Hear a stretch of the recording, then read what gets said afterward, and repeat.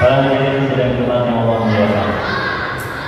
Marilah kita senantiasa menjaga, merawat, memelihara dan meningkatkan ketakwaan kita kepada Allah Subhanahu wa taala serta mempertahankannya hingga ajal tiba. Semoga Allah Subhanahu wa taala mematikan kita dalam keadaan Islam dan takwa. Para hadirin sidang dirahmati Allah muliakan.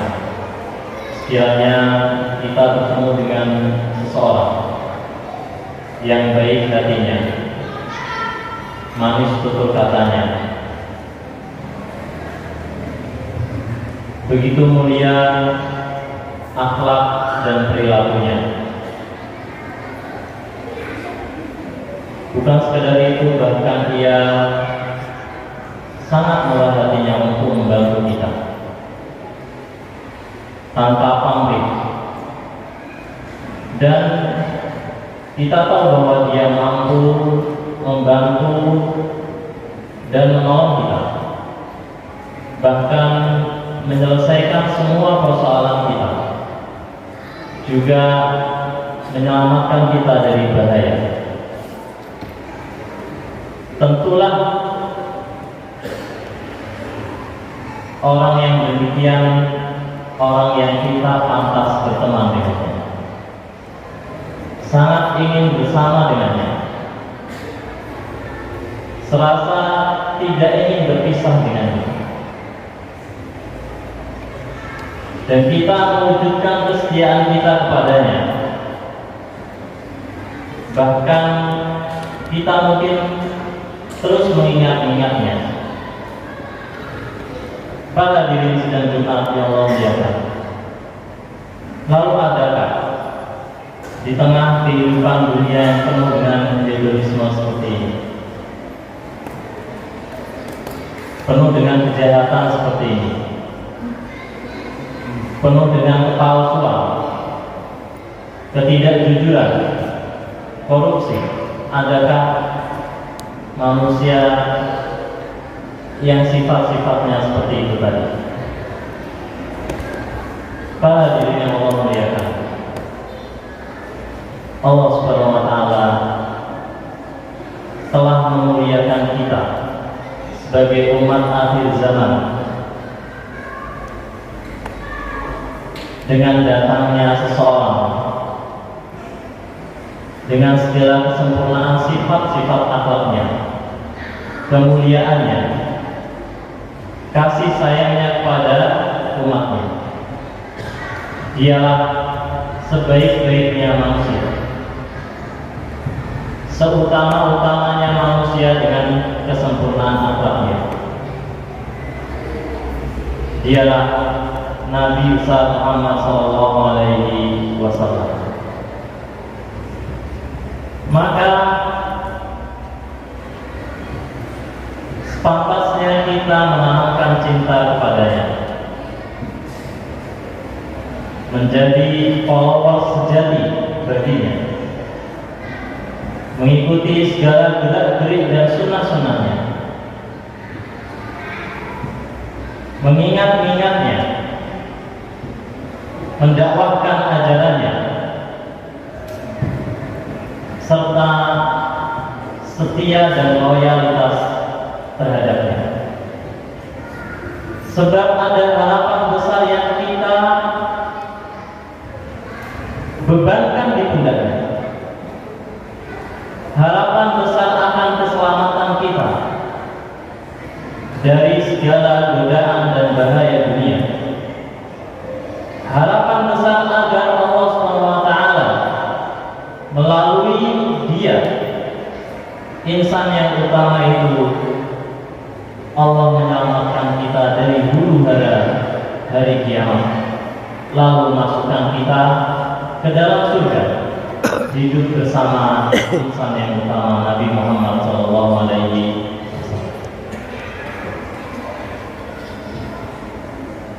Tapi para hadirin sedang Jumat yang Allah muliakan, hari ini kita tidak menatap wajahnya, raganya tidak bersama-sama dengan kita, Ia tidak ada di tengah-tengah kita secara fisik. Tapi apakah itu kemudian lantas keberkahan dan kasih sayangnya tidak akan sampai pada kita?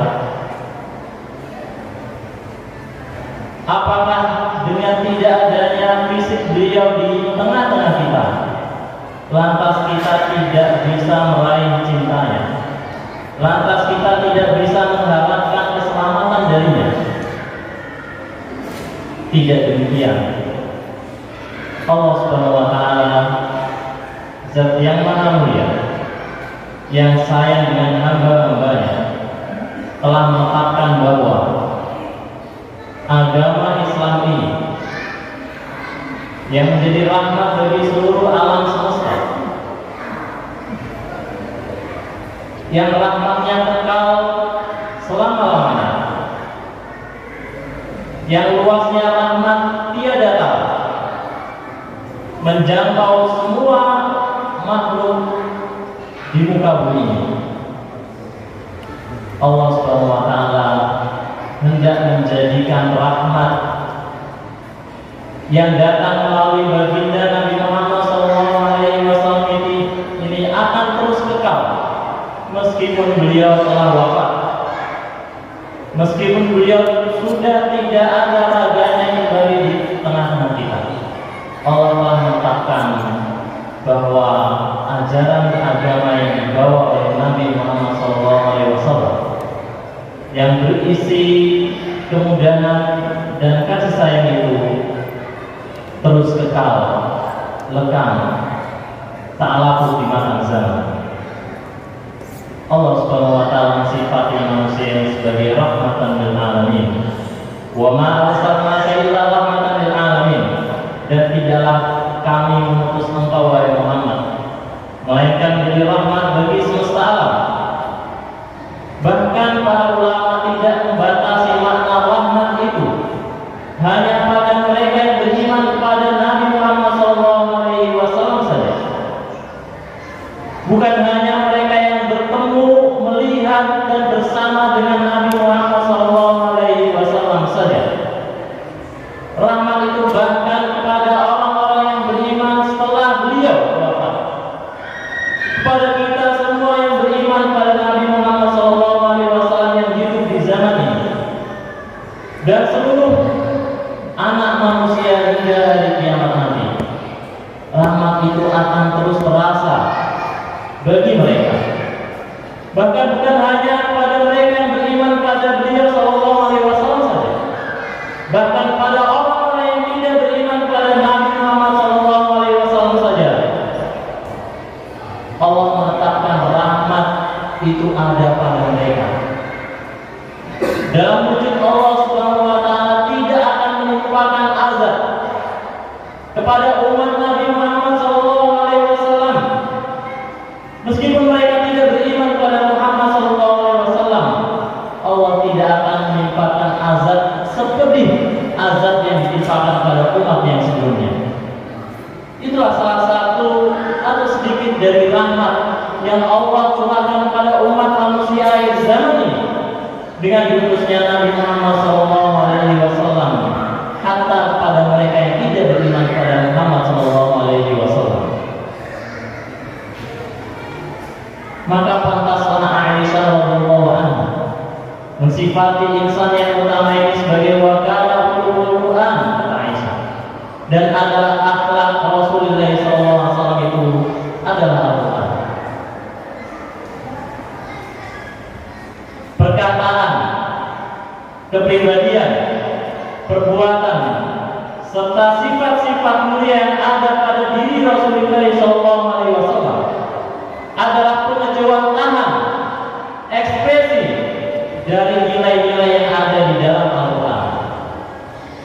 Maka ketika kita mengikuti Rasulullah SAW di dalam perkataannya, di dalam perbuatannya, di dalam sifat-sifatnya, maka pada hakikatnya kita mengikuti Al-Quran, sehingga menjadi satu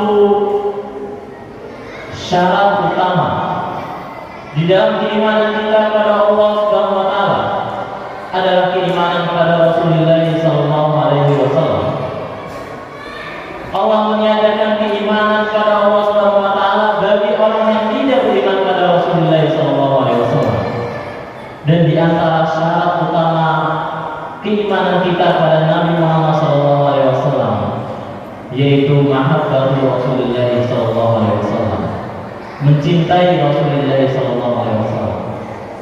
Jika kita mampu mencintai orang tua kita yang melahirkan kita, yang merawat, membesarkan kita, menanamkan nilai-nilai kebaikan pada diri kita, menjaga dan merawat kita, tentulah kecintaan itu jauh lebih besar kepada Rasulullah sallallahu alaihi wasallam yang bukan hanya menjaga urusan-urusan dunia kita, bahkan memastikan kebaikan-kebaikan urusan akhirat kita. Maka Allah Subhanahu wa taala mengatakan, "Qul in kuntum tuhibbunallah." Katakanlah jika engkau mencintai Allah, fattabi'uni yuhibbukumullah. Maka ikutilah aku Muhammad, niscaya Allah akan mencintaimu. Dan Rasulullah SAW mengatakan, la yu'minu ahadukum hatta akuna ahabba ilayhi min waladihi wa walidihi wan nasi ajma'in. Tidak beriman salah seorang dari kalian sampai aku lebih ia cintai dibandingkan anaknya, dibandingkan orang tuanya, dibandingkan seluruh manusia. Oleh karenanya Ibnu Qayyim al-Jauziyah rahimahullah mengatakan, memaknai cinta yang hakiki. Apa makna cinta hakiki itu? Adakah cinta kita kepada orang tua disebut sebagai cinta yang hakiki? Adakah cinta kita kepada istri atau pasangan kita sebut sebagai cinta yang hakiki? Adakah cinta kita kepada anak-anak kita disebut sebagai cinta yang hakiki? Sesungguhnya, ketahuilah para ikhwan sekalian, para hadirin sekalian, semua cinta-cinta kita kepada manusia tidaklah disebut sebagai cinta yang hakiki, manakala kecintaan itu tidak kita nisbatkan kepada kecintaan kita kepada Allah dan Rasulnya. Ibnu Qayyim al-Jauziyah mengatakan, dan segala cinta dan pengagungan kemuliaan kepada manusia sesungguhnya itu hanya berhak, hanya boleh, hanya pantas manakala cinta itu mengikuti cinta kepada Allah dan Rasulnya, mengikuti pemuliaan pada Allah dan pemuliaan serta cinta pada Rasulullah SAW. Maka sesungguhnya kesempurnaan cinta dan pemuliaan kepada siapapun dari manusia itu terletak pada bagaimana kita mencintai Allah dan Rasulnya. Para hadirin sidang Jumat yang Allah muliakan, maka apabila kita mencintai, merawat, menumbuh kembangkan cinta kita kepada Allah, kepada Rasulnya, apa nilai terkecil dari kecintaan, buah dari cinta kita kepada Allah dan Rasulnya? Suatu ketika seorang sahabat Rasulullah SAW Abdullah bin Mas'ud menceritakan tentang seorang laki-laki yang datang pada Rasulullah SAW. Wahai Rasul, laki-laki ini berkata pada Rasulullah,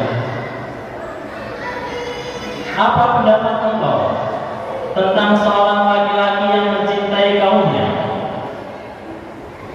Apakah ia berhak untuk bersama kaumnya dan kaumnya berhak bersama dengan dirinya? Lalu Rasulullah SAW mengatakan, al-mar'u ma'a man ahab. Seseorang itu akan bersama dengan orang yang dicintai. Dan satu ketika Anas bin Malik radhiyallahu anhu menceritakan tentang seorang laki-laki yang datang pada Rasulullah SAW, bertanya tentang mata sa'ah, kapan hari kiamat? Rasul mengatakan, ma'adatta laha. Lalu apa yang engkau persiapkan untuk hari kiamat itu? laki-laki itu mengatakan ma'adzatulah min katiri sholatin wala siyamin wala sholat.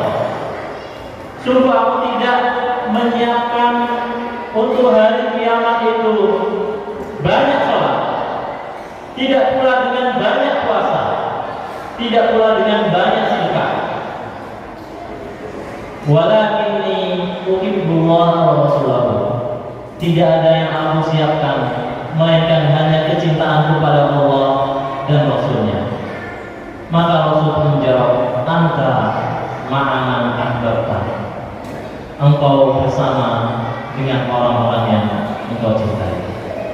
Semoga Allah Subhanahu wa taala senantiasa menanamkan cinta di dalam hati kita pada Allah dan Rasulnya, merawat dan menjaganya, serta mengembangkannya, dan membuat cinta itu senantiasa tertanam di dalam lubuk hati kita hingga ajal kita tiba, sehingga Allah Subhanahu wa taala telah akan mempertemukan kita dengan insan yang utama, baginda Rasulullah sallallahu alaihi wasallam.